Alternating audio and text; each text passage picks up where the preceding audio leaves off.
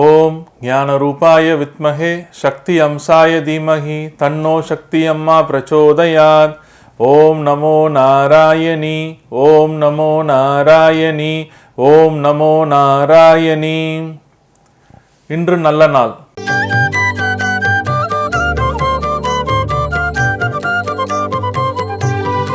இன்று பிப்ரவரி மாதம் புதன்கிழமை 14/2/2024 சோபகிருது ஆண்டு மாசி 2.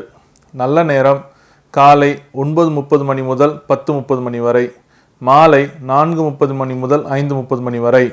கௌரி நல்ல நேரம் காலை 10:30 மணி முதல் 11:30 மணி வரை, மாலை 6:30 மணி முதல் 7:30 மணி வரை. ராகு காலம் மதியம் 12 மணி முதல் 1:30 மணி வரை. குளிகை காலம் காலை 10:30 மணி முதல் 12 மணி வரை. யமகண்டம் காலை 7:30 மணி முதல் 9 மணி வரை. கும்ப லக்னம் இருப்பு 4 நாழிகை 35 வினாடி. சூரிய உதயம் காலை 6:35.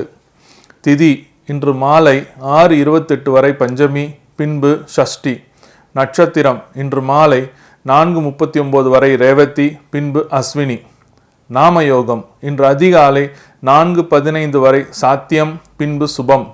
கரணம் இன்று காலை 7:31 வரை பவம், பின்பு மாலை 6:28 வரை பாலவம், பின்பு கௌலவம். சந்திராஷ்டமம் மகம் பூரம். இன்றைய கோச்சார கிரகங்களின் அமைப்பு. கும்ப லக்னம்.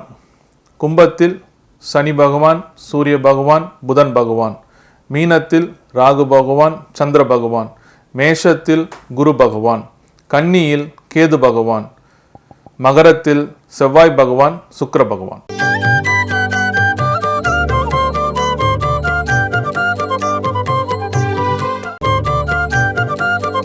அன்பார்ந்த மகர ராசிக்காரர்களே, இன்றைய நாள் உங்களுக்கு ஒரு செலவு உள்ள நாளாக அமைய போதும். செலவுனா எப்படின்னா, நெருங்கிய நண்பர்களே வந்து உங்கள் செலவு வச்சுருவாங்க. எப்படி செலவு வைப்பாங்கன்னா, தேவையில்லாமல் தொல்லை பண்ணி உங்களை வர வச்சு தேவையில்லாமல் ஒரு விரயத்தை கொடுத்து உங்கள் பேக்கெட்டில் இருக்கிற மொத்த பணத்தையும் கெடுத்துருவாங்க.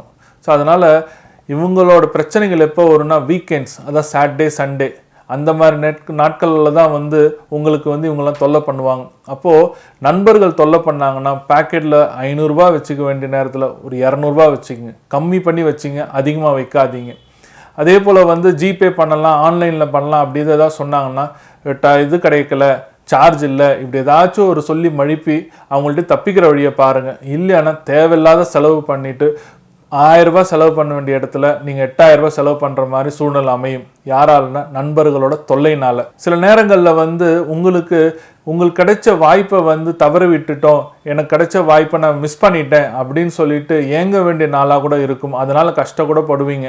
இதுவே வந்து உங்களுக்கு ஒரு பெரிய ஒரு பாதிப்புள்ள நாளாக அமைக்க உண்டான வாய்ப்புகள் உண்டு. தவிர்க்க முடியாத செலவுகள். தவிர்க்க முடியாத செலவுனா எப்படின்னா, எதை செலவு பண்ணணுன்னே தெரியாமல் நம்ம செலவு பண்ணிட்டு இருப்போம்.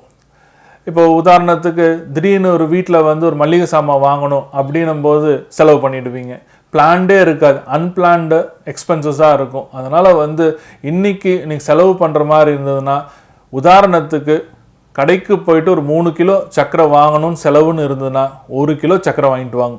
அதிகம் பண்ணாதீங்க. இந்த நாளில் இந்த செலவை கொஞ்சம் சிக்கனம் படுத்துனீங்கன்னா மறுநாள் வந்து உங்களுக்கு ஒரு லாபமான நாளாக அமையறதுக்கு உண்டான வாய்ப்புகள் உண்டு. பரிகாரம். உங்கள் வீட்டு பக்கத்தில் இருக்கிற உங்களுடைய தோச்ச துணி எடுத்துகிட்டு போயிட்டு வண்ணான்ட்ட கொடுத்து தோச்சு வாங்கிட்டு வாங்க.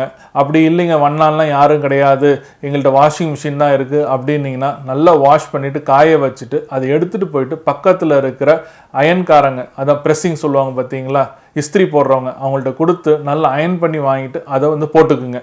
இதை போட்டுட்டு போனீங்கன்னா இன்றைக்கி வந்து உங்களுக்கு வர வேண்டிய செலவுகள் எல்லாமே பாதியாக குறையும். அதனால் செலவை சிக்கனம் செய்தால் இன்றைய நாள் உங்களுக்கு ஒரு லாபம் உள்ள நாளாக அமையும்.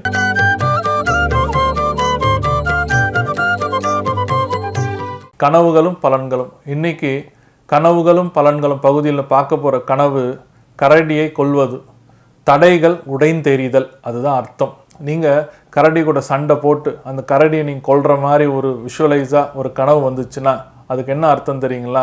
உங்களுடைய தடைகள் எல்லாமே தூள் தூளாக போகுதுன்னு அர்த்தம். அப்போது இந்த மாதிரி தூள் தூளாக போகுதுன்னு நீங்கள் சொல்கிறீங்களே, அது எப்போ நடக்கும் அப்படின்னு கேட்டிங்கன்னா இது உடனே கூட நடக்காது. இந்த கனவுக்கு உண்டான பலன்கள் சில நாட்கள் கழித்து தான் அந்த பலன் வரும். ஸோ அதனால் வந்து எந்த ஒரு கனவும் உங்கள் மனசுக்கு வந்தாலும் அந்த கனவு சம்மந்தப்பட்ட விஷயத்த ஒரு பேப்பரில் எழுதிங்க, இல்லை செல்ஃபோன்லையாவது நோட் பண்ணி வைங்க.